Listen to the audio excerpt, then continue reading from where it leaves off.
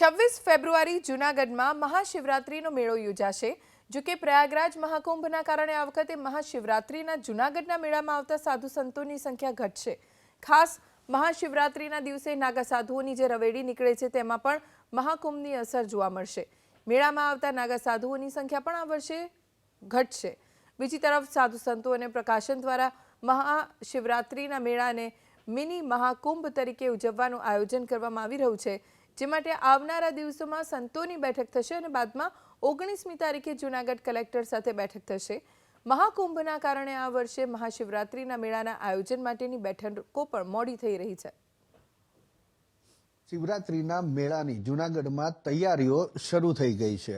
ભારતી આશ્રમના મહાદેવ ભારતીજી બાપુની જવાબદારી વધી છે, કારણ કે કુંભમાં હમણાં જ તેમને મહામંડલેશ્વરની પદવી મળી છે। બાપુ, શિવરાત્રીના મેળાની તૈયારી, એક તરફ કુંભનો મેળો ચાલે છે, એક તરફ અહીંયા શિવરાત્રીનો મેળો આવે છે। કુંભના કારણે શિવરાત્રીના મેળામાં શું અસર જોવા મળે?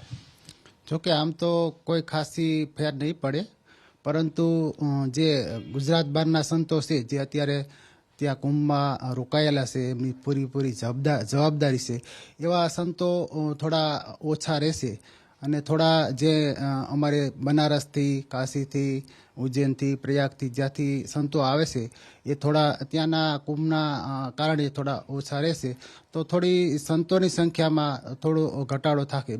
બાકી તો જે ભક્તો છે એ તો રૂટિન મુજબ જ બધા ભક્તો આવશે અને શિવરાત્રીનો મેળો રંગે ચંગે ઉજવાશે।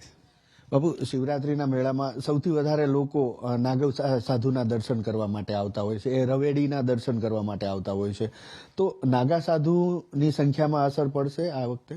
ના, આમ જોઈએ તો ખાસો ફેર નહીં પડે, પરંતુ થોડા ઘણા જે પ્રયાગ છે, કુંભ ચાલે છે, તો થોડા ઘણા સંતોને ફરક પડશે, પણ બહુ ખાસો ફેર નહીં પડે।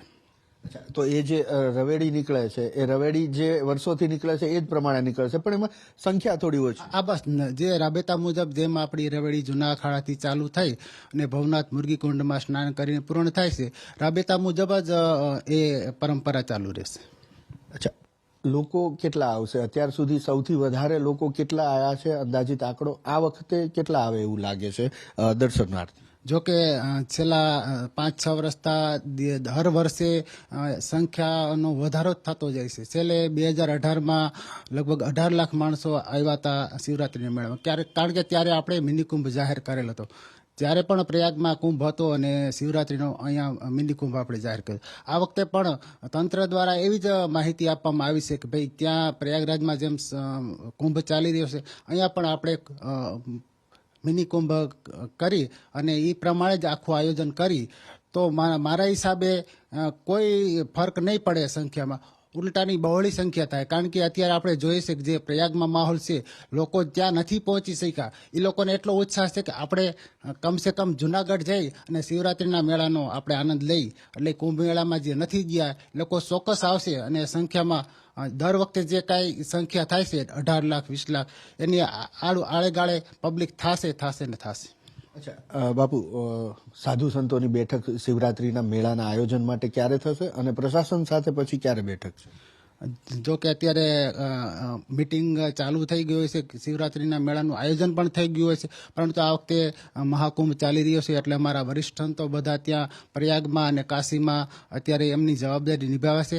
ટૂંક જ સમયમાં અમારા વરિષ્ઠ સંતો બધા ગિરનારમાં પધારશે, ત્યારે અમારી આખી કમિટીની રચના થાય, શિવરાત્રીના મેળાની આખું આયોજન થાય, એ પ્રમાણે આયોજન કરી અને 19 તારીખે કલેક્ટર કચેરી ખાતે બપોરે 12 વાગે ત્યાં પણ મિટિંગનું આયોજન કરવામાં આવ્યું છે।